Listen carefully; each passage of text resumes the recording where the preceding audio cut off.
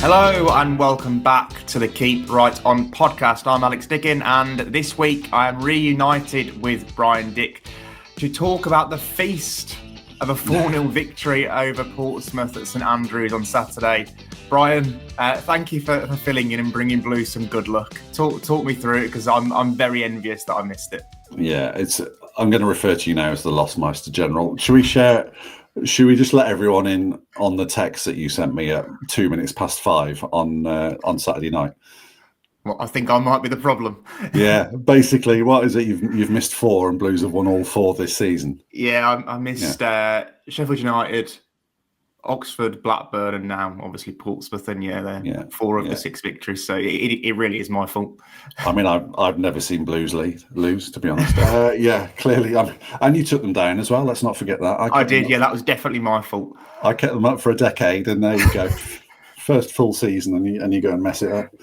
We'll brush over the record points score to bring them back, but it was brilliant. It was absolutely fantastic. It was so good to see. I was going to say Blues played like they did last season, but they were even better than they were last season. It was, I suppose, it was similar to the Mansfield game, which was that the last home game of the season last season, where they just completely overwhelmed an opposition, and we'll come on to the reasons why. But yeah, absolutely fantastic.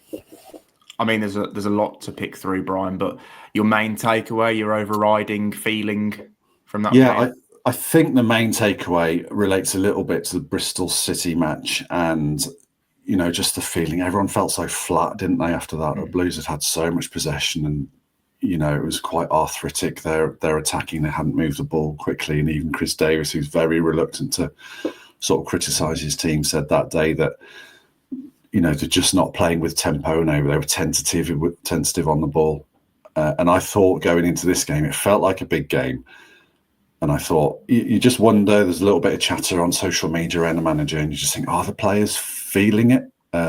And they absolutely tore into Portsmouth, and it would have been exactly what Chris Davis had asked them to do, which was, a real good barometer for me for are the players, is the squad still receptive to what they're being asked to do? And they absolutely are, because they could have been 2-0 up inside these, should have been 2-0 up before Peck scored in the 9th minute. And then, we'll go on to the other chances they missed.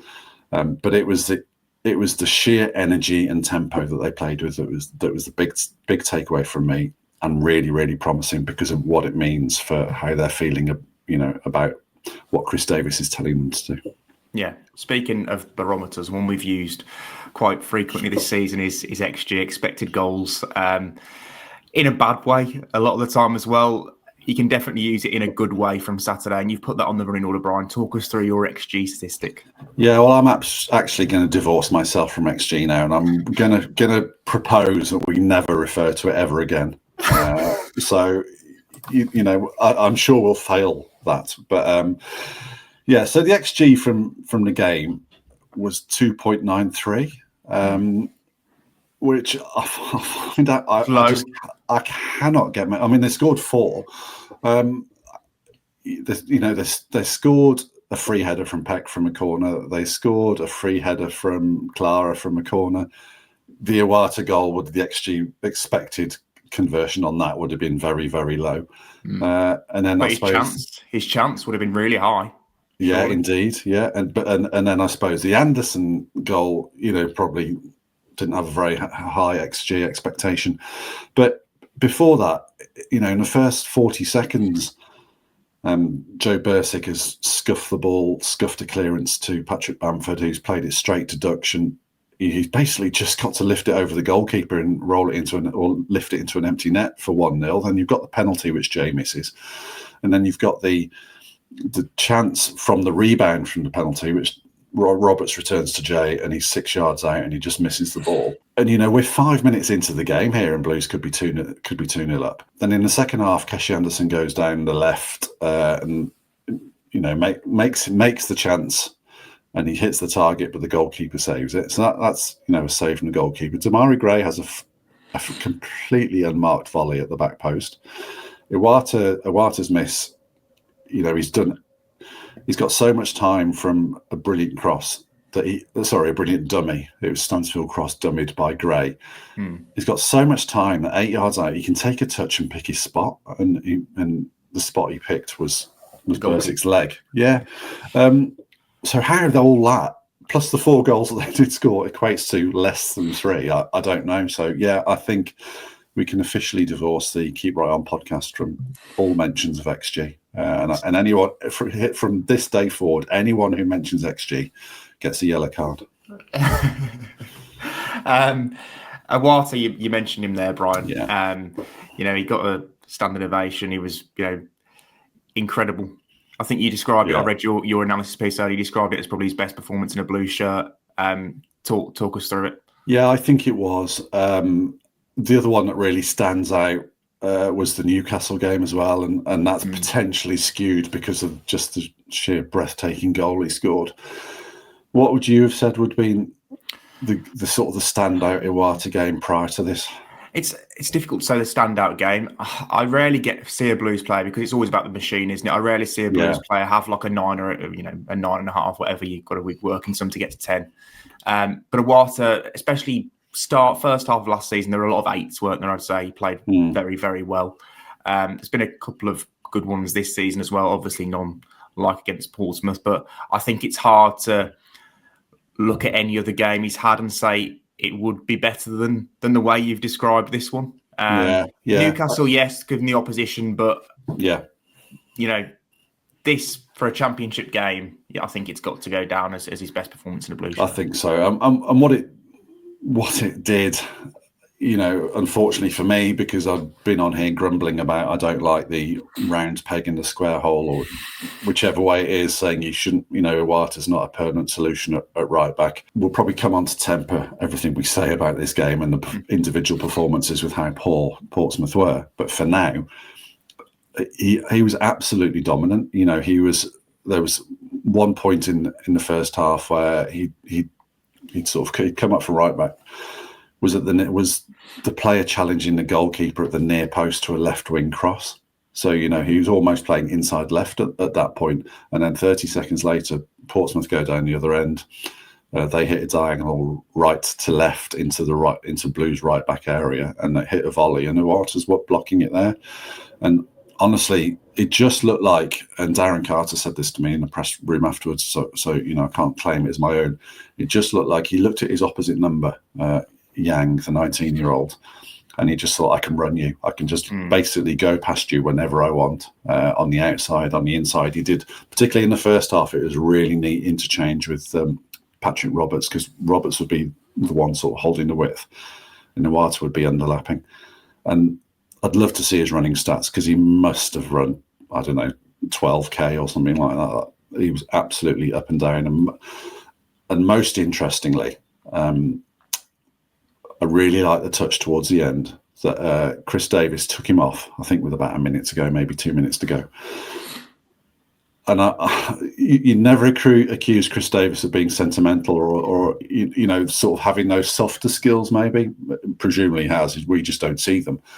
But it felt like that was done so Iwata could get his standing ovation, and which he duly got and completely deserved. So absolutely fantastic. And for me, he's now the best right back outside the Premier League, and there's no mistake. he got a 9 in your ratings, didn't he? Was any chance of getting towards a 10? Because the way you've described it, Brian, I can't pick a fault. Yeah, what did he do wrong? Okay, I suppose he missed a really easy chance. Was the only thing he did wrong. To get a 10, it has to be perfection. How many 10s have you given out? I remember giving 3 in one game once. It wasn't a Blues game. I don't know if in the time I've covered Blues in the last two and a half years, I'm not sure I would have given one, to be honest. I don't think I would have given one last season. Again, because a lot of the time in the ratings, they all feel like 7s and 8s, or the odd 9. They never feel like they're getting towards the really key individual performances, because it's not built to stand out, is it, for an individual to stand out, particularly unless they got someone playing up front scores a bucket load, or if a goalkeeper makes 15 saves or something. It's more about the machine and the cogs within it.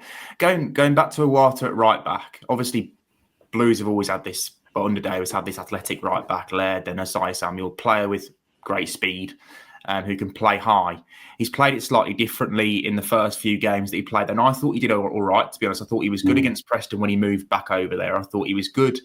He did really well against Wrexham, didn't he? I thought really well against Wrexham. I thought he did well enough against Bristol City as well, and I've been quite happy with it. And considering Asai Samuel's been out of form, it didn't surprise me that that Iwata continued it right up against Portsmouth. And like you say, Brad, I think he's the best right back at the club now. And what it's also done is allowed Chris Davies to get Tommy Doyle and Peck into the same midfield, hasn't it? Exactly.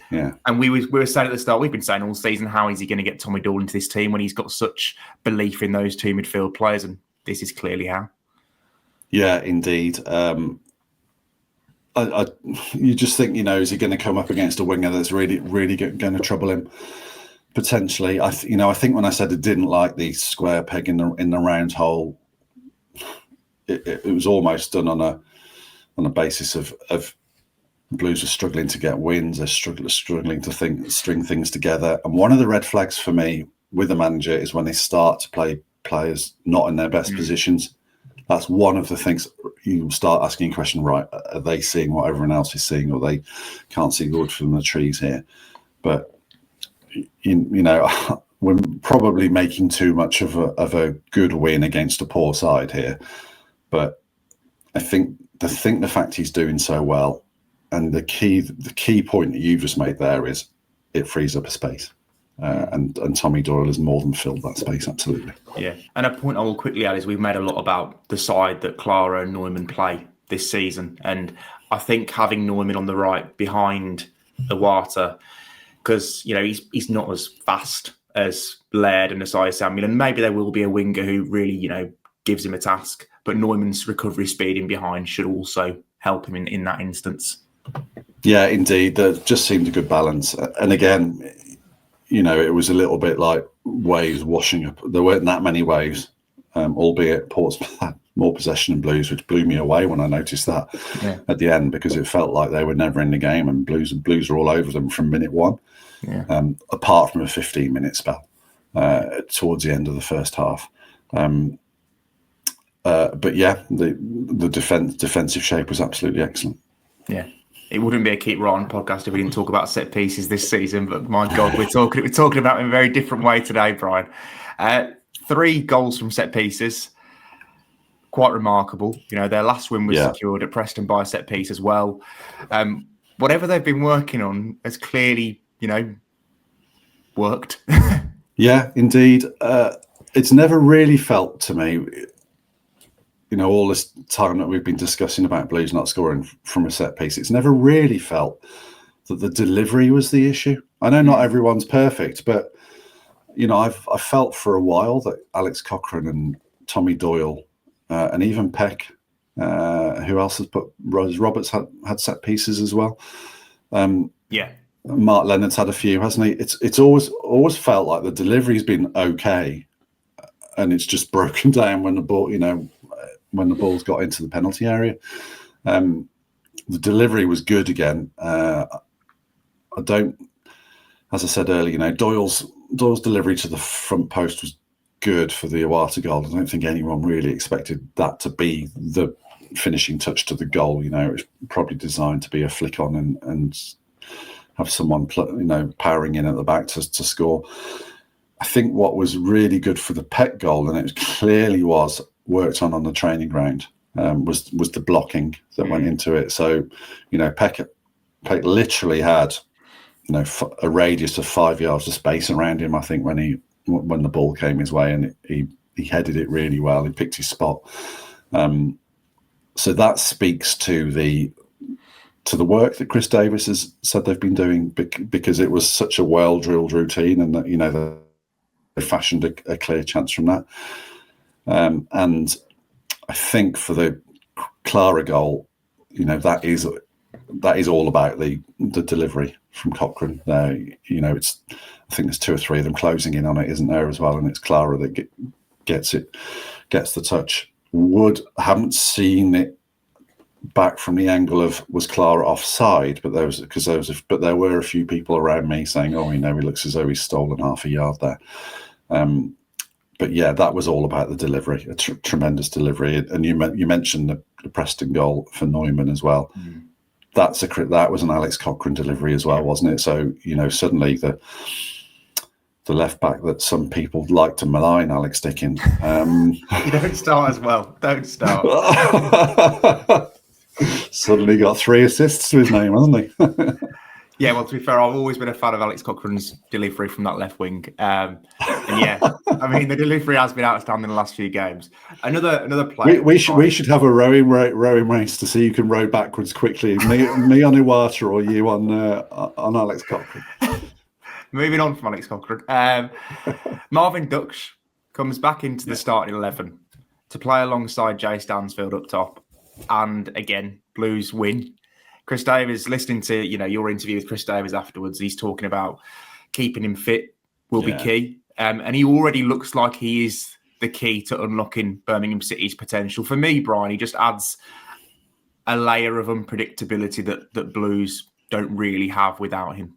Yeah, it's not just the unpredictability. What stood out for me, I think, was I felt it was quite a complete performance against Portsmouth. He used his body when he needed to. He was right up against their centre backs, going up for headers, holding the ball up, and also, his movement when he'd held up and laid it off, his movement off the ball then was good as well.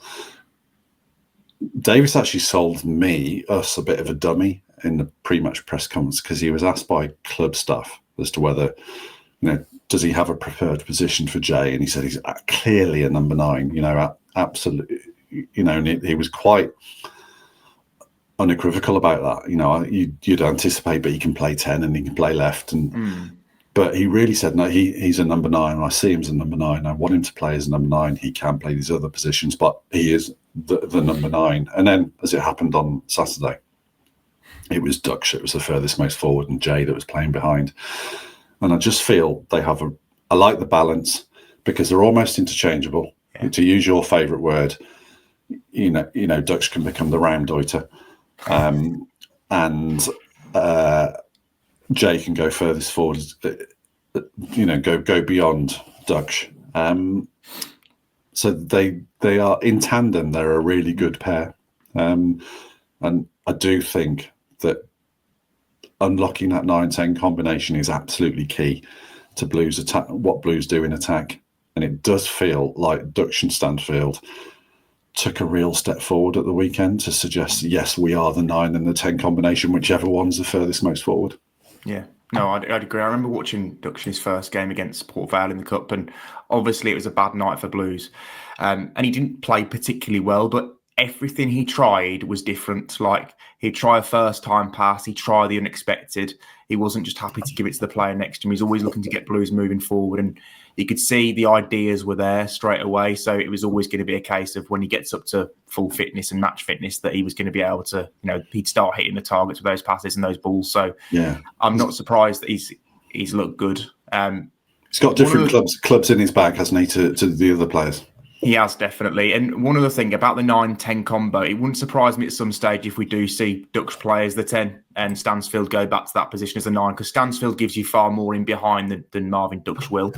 And maybe at the moment, because Ducksch isn't as fit as he should be or as he could be at this stage of the season, having only started 2 games and not played much football since summer, maybe Chris Davies doesn't quite feel that he is fit enough to do all the running that number 10 has to do in this system, because he touched on not playing Tommy Doyle there anymore because he just didn't quite have the running power to get across in the way that Jay Stansfield does. So maybe Ducksch just isn't quite able to do that now. And maybe that's why he's just playing him slightly further ahead to get him in the team. Yeah, potentially. He did look tired after half an hour, to be fair. He triggered that press in the first minute that I mentioned, that Bursick scuffed his clearance straight to Patrick Roberts. Yeah.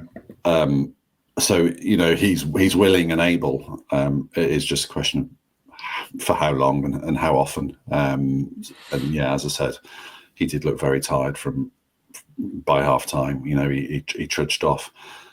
And to be fair to everyone, when Davis took him off just before the hour, everyone could see why. It made a lot of sense. Everyone recognised the fact that Ducksch should run his race. when Kyogo came on, produced another neat finish. So that's 3 disallowed goals now. He's certainly top of the disallowed goals charts. But yeah, Ducksch, it was really nice because it felt like Blues both in central midfield with Doyle and in attack with Stansfield and Ducksch. It feels like some of the gaps are starting to be filled in and some of the combinations are starting to emerge. Yeah, even before this game, to be fair, I felt like Tommy Doyle had started to tune in to the machine and take his place. I thought he was quite good against Bristol City, really, in the way that he recycled and moved the ball and tried to get Blues moving forward. They just were toothless in attack on that day. I thought he was good against Preston. And there were obviously a couple of other games that he didn't quite see out before that where I thought he was good as well. So do you feel like this was... Players almost need a big breakout game, don't they, when they first join a club? But do you feel like this was the complete Tommy Doyle showing as well and showed us what he can do in a blue shirt? He played extremely well. I don't know that I thought, I've seen the second coming of Pirlo here. We're not looking for that in the Championship, Brian. No. And I have to admit, I said to somebody else, I was expecting a bit more of a physical battle from Portsmouth, and you looked at the central midfield of Peck and Doyle, and you thought, this could be a bit of a gamble. Are they going to win enough second balls? As it was, Portsmouth didn't really win any second balls, so that wasn't an issue. And Ducksch and Peck were able to play, able to pick their passes, and they didn't really get sucked into a scrap. Yes, I mean, listening to Chris Davis after speaking to Richard Wilford afterwards, he did say that Doyle had taken a while to understand the role and what he wanted from that position in his machine, as opposed to what Doyle had been used to at Wolves. Absolutely, it looks like Doyle's up and running now. It's interesting now because Mark Leonard has arguably been the player of the last. Before Saturday, the last 3 or 4 games, hadn't he? And it starts to feel now like Blues can rotate those positions and not necessarily have a drop off in quality, but just sort of pick the right course, the right horse for the right course. I think there's an interesting conversation we're going to have on Mark Leonard looking ahead to Millwall later, actually, Brian. One final thing I wanted to ask you about the Portsmouth game. We've established that Blues are brilliant. were Portsmouth very bad? They were bad. Yeah, they really were. I expected them to be, much more in Blues' face, and have a much clear idea of what they were trying to achieve. John Mousinho's press conference afterwards was quite funny, actually. He's clearly got a very good relationship with a local reporter down there, Neil Allen, I think it is. And Neil was he was asking questions, sort of picking away a little bit in the way that you only can when you have a very good relationship with a manager. And then he asked the question, how angry are you right now? And that produced a really good response. And then at one point, Neil's phone went off as well, and it started playing Nessun Dorma by Pavarotti, the old Italia 90 theme tune, and it was all very surreal. But Mousinho, took it in good grace. And I mentioned the press conference because in that I asked him, you said that the players weren't doing what you were asking them to do. And I said, what was that? And he said, well, just as one example, I think it was more than one thing, but he said there's one example was, he asked them not to play out, not to give Blues the opportunity to win the ball in high areas. And then that's exactly what happened 40 seconds in. And then he went on to say that, it was he took responsibility for maybe his messaging hadn't been right, or he hadn't managed to get his point of view across to his players. So he didn't actually say this, but if he didn't want his team to play out, he wanted them to be a bit more direct or get forward a bit earlier, or get the ball forward a bit earlier. I don't really know how how he's going to achieve that. With the wingers and the one guy up front that he chose, because it just wasn't the physical presence. Kirk didn't get anything out of Clara and Neumann, and as I said earlier, Yang got nothing out of Iwata as well. So Portsmouth were bad, but they were. I think, if when they go back to Fratton Park, they'll be difficult, and I'm sure he'll have them charging around the pitch, and it's not so much about tactics. Is it the Championship this weekend has convinced me of anything again, or reminded me, so that the Championship is about energy and effort and running. 80% of it, and the other 20% about it is tactics or moments of magic or something like that. And I'm sure Portsmouth will have a rocket up them, and they'll start charging around the pitch again. But yeah, you are right to ask the question, because somebody asked me on Twitter. But this was a bad day for Portsmouth, but Blues really made them pay. Yeah, has your phone ever gone off in a press conference? I'm sure it has. I'm always really, really conscious of it, so I always put mine on airplane mode. Yeah, I watched that Roy Keane rollicking video, and I don't want that to happen to me. Yeah, no. There's one manager that's answered it as well. I don't know, was it Gordon Strachan that answered it, or Neil Lennon, or someone like that? I remember someone answer it. Yeah. Yeah. I don't think it has. No, certainly not in a post-match press conferences when tensions are running a little bit high. Maybe once in a pre-match press conference when it's all a bit more low-key. And as you say, you only need to do it once, and your blood runs cold, and it is the thing that you make sure you've done before any press conference starts. Yeah, 100%. Championship picture, Brian. Blues are now 11th, 18 points, 4 off the playoffs, not that far off the automatics as well. How many off the relegation zone are they, Alex? Relegation zone, that's a very good question. I haven't got it right up. No, I never look down. They are they're 9 points clear of the bottom three. 2 points between 9th and 17th. I mentioned Derby have had 3 wins in a row, and they're now, 1 point underneath Blues. So it's all very, very congested and tight there in the Championship, as you would expect.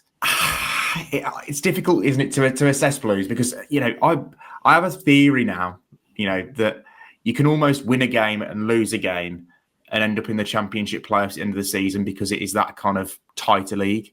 If you look at the total Coventry and Bristol City got last year, Coventry got 69, Bristol City got 68 to finish 5th and 6th. So that literally is win a game, lose a game, isn't it? Yeah. Literally. So, I mean, I wouldn't, get too down about the defeats that Blues are inevitably going to have. And that's probably why, you mentioned to me that Chris Davies wasn't, completely upbeat and, brimming with, he was pleased, but he did use that exact phrase, and we've heard it a billion times from managers. I don't know that we've heard it too many times from Chris Davies, because there weren't too many defeats last season. But he did say, what one win doesn't mean everything's brilliant, and one defeat doesn't mean the end of the world. So yeah, welcome to the Championship, isn't it? Really? Yeah, it's all about staying even, isn't it? But yeah, I mean, like, if you can get to 70 points, and Blues are a little bit below that in the total they've got at the moment, aren't they? They're not quite on for that. But if you can get to 70 points again this season, you're probably going to end up in the playoffs. I remember Tony Mowbray saying a couple of years ago that literally when Sunderland finished 6th under him in 22-23, I believe it was like we were not really better than any of the teams around us, and there's about 5 or 6 teams going into it. It's just basically what day the league stops. And that's kind of the teams that end up in 5th and 6th. And it was like that last year. It's like that most years. So Blues have just got to stay in the race. Like musical chairs, exactly. Yeah. Yeah. Where are we on the running order? Millwall next, Brian. Millwall, I think when many teams pick to be a surprise package this year, but to get into the top 6 and challenge, because they finished very strongly under Alex Neil last year. And to be fair, they're a very different Millwall team to what we've been used to over the last few years. Obviously, they've still got plenty of physicality. The back four they field against Blues will probably have at least 3 players over 6 feet tall. They're going to have... Oh, Alex, you need to wean yourself off that stat now. All the set-piece problems are over. We're not talking about set pieces, but they're going to be a big team still. They've got a big striker in Ivanovic, who did very well last season, hasn't done so well numbers-wise this season. They're 4th in the league with 24 points, 13 points from the last 5 games, including wins, convincing wins as well over West Bromwich Albion and Stoke at home. They travel reasonably well as well, so most aerials would in the Championship 25.8 per game, and I've got to say set pieces because they are one of the best teams at set pieces, 7 set piece goals, but Blues have got 5, so Blues are up there as well. Are we concerned about Millwall? I think we'd be right to be concerned because they look now a very, very decent team at this level. Yeah, they're good. Yeah, absolutely. And I think Alex Neil is a decent championship manager. And you're right to point back to the fact this isn't just a flash in the pan this season. This was sort of building towards the end of last season as well. They're a good side, and I think they'll ask Blues questions. I think helpfully for Blues is that it looks like Femi Aziz, the Millwall right winger, and their leading scorer is going to be out. I think picks up a hamstring at Oxford, and Ryan Leonard, the right back, is also a doubt as well. He did his calf, I think, at Oxford on Saturday. So, the right side of their team needs rebuilding. But yeah, they're very much a live threat. So I'm not saying I'd settle for a point by any stretch of the imagination. But if you look at 4 points from these 2 home games, you think, okay, starting to move in the right direction again. Yeah, we said, didn't we, I think, at the start of this batch of fixtures between international breaks, I think there's 6 games in this one. We said 9 or 10 points would be a good return for Blues. They've got 6 from 4.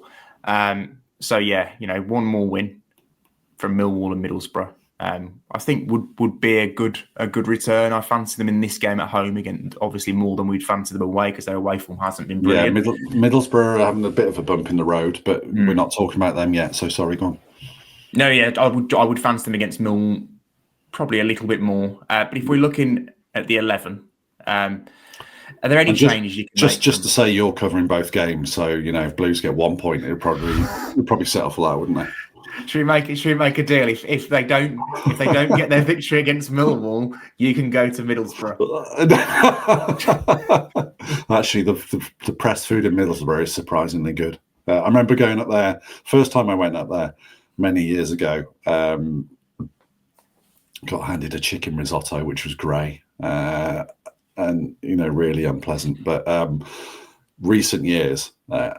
You basically get, I think, what the corporates get now. So yeah, if they were, I'm not talking myself into a trip to Middlesbrough at the weekend, but yeah, you'll be fine up there, Alex. I'm sure. Yeah, don't worry too much about food. Yeah, last time I went to Middlesbrough was the first game of the Wayne Rooney era, so let's not stay on that one for too long. Oh, don't. Yeah.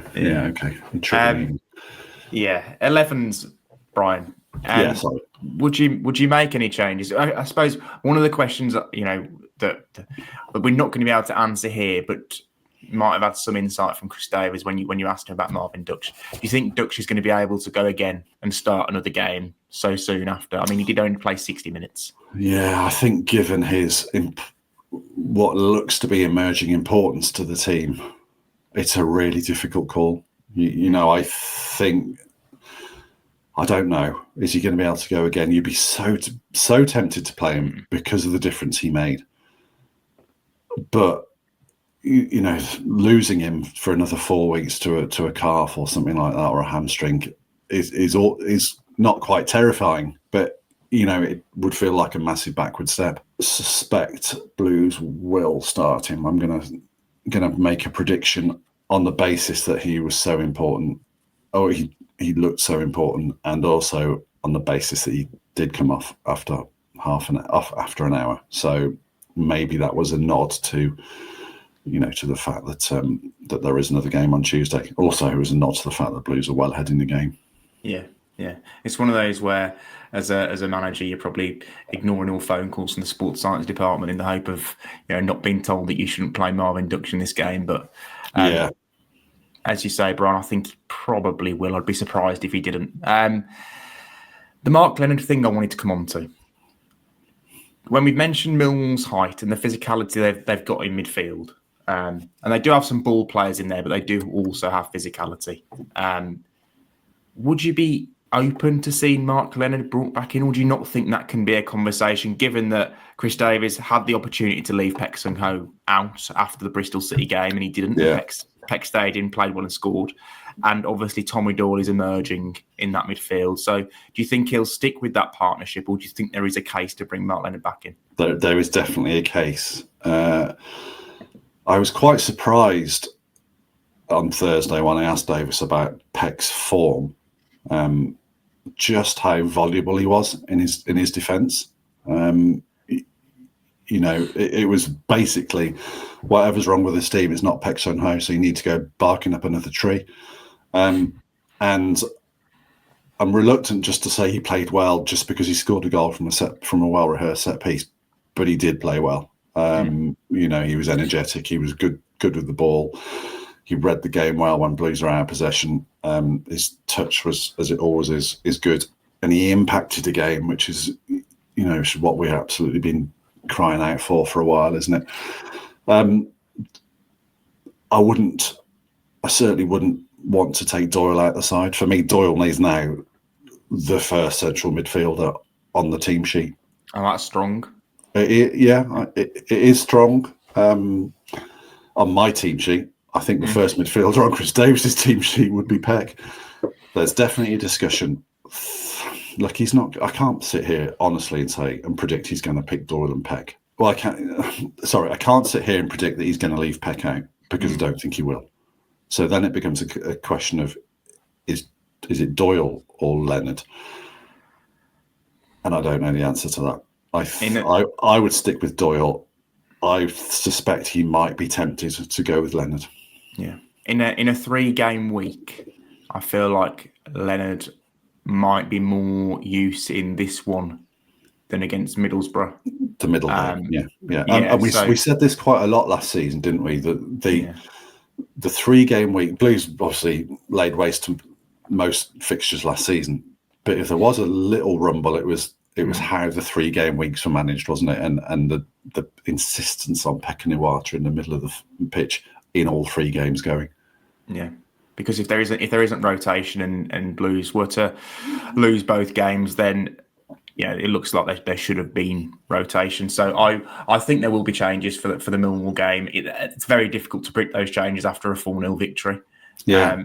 Because there probably shouldn't be changes. And, if Blues go and lose the game with Chris Davis making 2 or 3 changes, it'll be like, why do you change a winning team? So he probably can't win on this one. Unless that he makes 3 changes, they win and have fresh players in Middlesbrough. Peck, I was very interested to read his comments to you about Peck. Doesn't surprise me because obviously we know what you speak to him more than I do. Were you not surprised at the No, I wasn't. Those comments?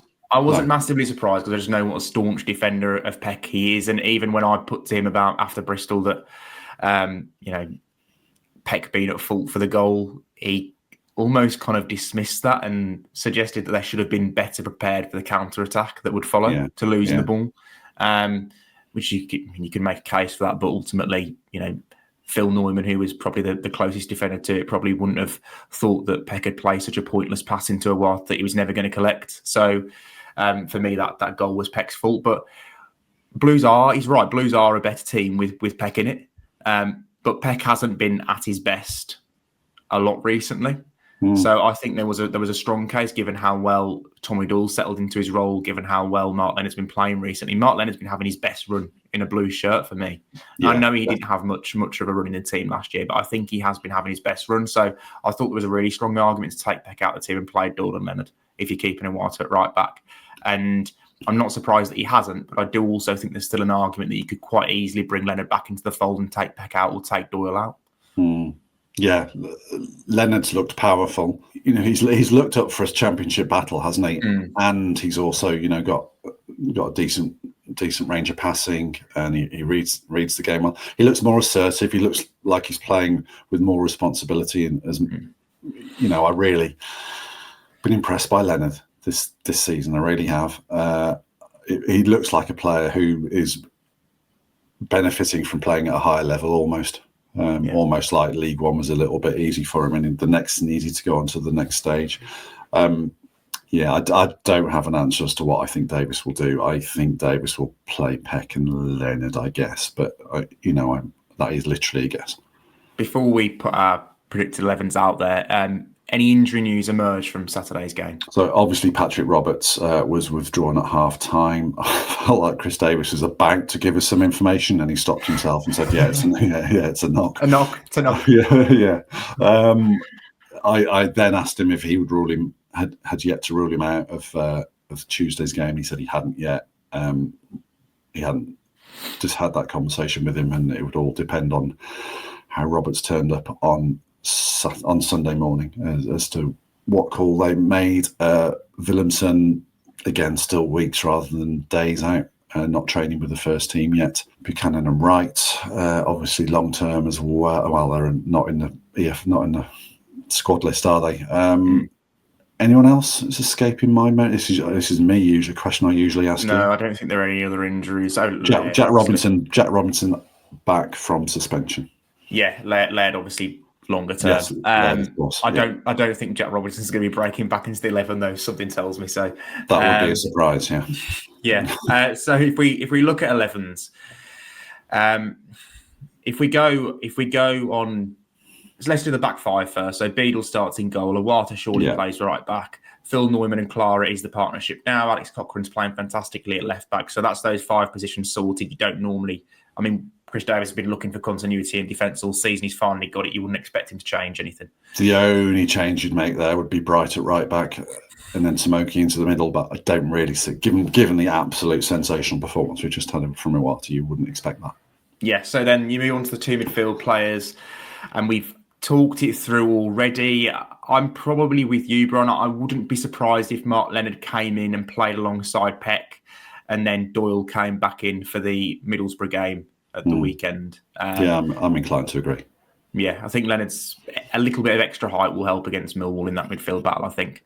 Then you're on to the 4 attacking positions. We've already kind of suggested or said that Stansfield and Ducksch, obviously the 9 and 10 combination. So you would expect those 2 to play, provided Marvin Ducksch is fit enough to go again, 72 hours after playing against Portsmouth. Then your wide players, Damari Gray and Keshi Anderson, if Patrick Robertson fit. I think so, yeah, obviously. Keshi came off the bench and did really well, actually. Scored a goal, could have had another, looked very dangerous. Played on the left, which moved Damari over to the right once Roberts went off. Yeah, again, there's no one really kicking the door in either. Once Keshi's in the side, he's kind of the next cab off the rank if he's not starting behind Roberts and Gray. Who is the 4th choice winger or 4th choice wide player? Kumas, of course. Yeah. Kumas, I think, got a bit of a rocket when he came on for possession out for. Leaving the door open a little bit defensively, out of possession. You would think Gray and Anderson, yes. Yeah, that's obvious. Kumas for me, I know Chris Davis has liked him, but he seems like a player that is probably more suited to the way Blues would play away from home rather than at home at the moment. I think Anderson potentially is the obvious player to replace Patrick Robertson. Anderson and Cochrane have that great understanding on the left. So that, I think, is where he will go if Roberts isn't fit to start.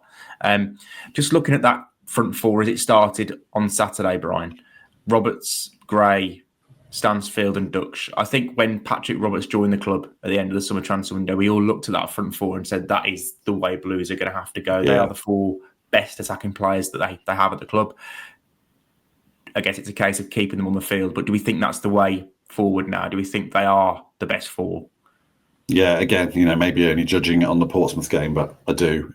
It just felt like the first 11, many of those positions had been written in pencil. It felt like some of them were starting to be inked in. Just in terms of the combinations, the Doyle Peck combination, the Stansfield Ducksch combination, it did start to feel as though it was sort of crystallising a little bit. Yeah, I think that brings us to an end, Brian. Thank you everyone for watching. Thank you, Brian, for your insight. I'm hoping that I'll be able to shake off my tag as the Lossmeister general when we'll come to town on Tuesday and then move it on to Middlesbrough at the weekend. Thank you everyone for tuning in, and a big keep right on from both of us.